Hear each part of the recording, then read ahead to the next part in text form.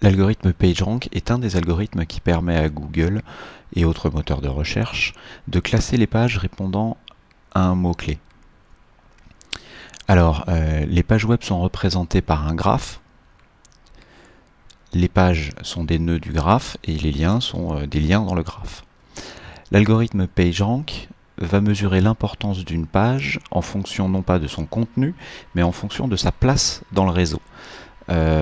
Une idée intuitive est de se dire une page est d'autant plus importante qu'elle a un certain nombre de liens entrants. C'est ce qu'on peut voir effectivement sur ce graphe où, après avoir calculé l'indice PageRank, on voit que effectivement ce nœud-ci est plus important que ceci et celui-ci est plus important que celui-là.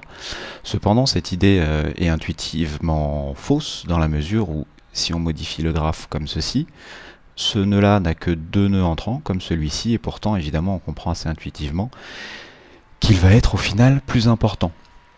Alors, comment comprendre ça? Tout simplement, l'idée qui est derrière, c'est de se dire que l'algorithme PageRank va simuler un déplacement d'internautes sur le graphe. On va supposer au départ qu'il y a autant d'internautes sur tous les nœuds, sur toutes les pages, et qu'ensuite, on va simuler un déplacement aléatoire, et on va identifier à terme où finissent les internautes. Et donc effectivement ici en regardant ce graphe, on se rend compte que celui-ci est évidemment plus important. Alors, plus important en fait, ici il ne l'est pas tellement, et on va comprendre pourquoi, parce qu'en fait il y a un certain nombre de nœuds cachés. On pourrait imaginer qu'effectivement ici tous les internautes devraient normalement finir sur ce nœud. Maintenant l'algorithme PageRank n'est pas aussi naïf. Un nœud cul-de-sac comme celui-ci en fait va être modifié et on va y rajouter des liens virtuels qui n'existent pas. Donc pour tous les nœuds cul-de-sac, on va rediriger en fait tout le flux des internautes aléatoirement sur l'ensemble du graphe. Dans l'idée, on suppose en fait qu'un internaute arrivant sur une page cul-de-sac va repartir quelque part ailleurs sur le net, peut-être via un moteur de recherche, via les liens qu'il a en bookmark, mais donc on considère évidemment qu'il ne reste pas coincé dans une page cul-de-sac. Alors, comment est-ce qu'on peut faire, ou plutôt comment est-ce que font certaines personnes qui utilisent ce qu'on appelle des link farms pour justement détourner ce mode de calcul, puisqu'ils ne peuvent pas faire de lien cul-de-sac. En fait, l'idée, assez simple, va être de faire plusieurs nœuds, et je vais les relier entre eux de manière justement à ici éviter tous les nœuds tous les liens sortants. Vous voyez bien ici que les nœuds, on ramène du PageRank ici. Donc quand je vais calculer, on va voir que effectivement donc là le calcul se fait correctement.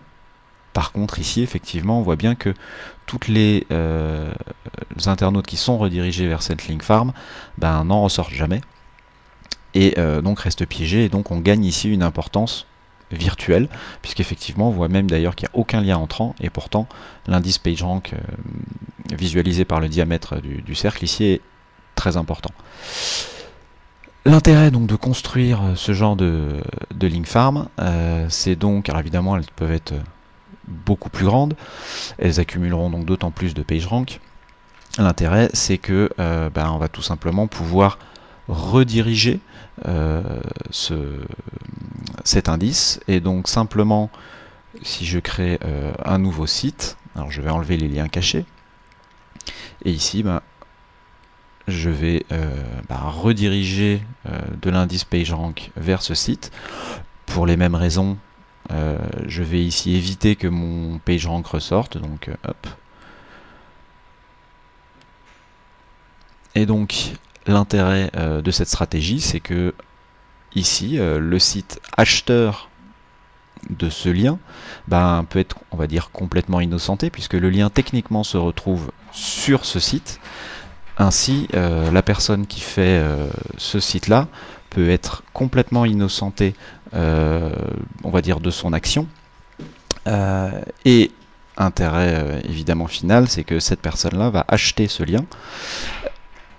Le business est évidemment assez florissant dans la mesure où si jamais cette personne ne paye pas, tout simplement on supprime le lien.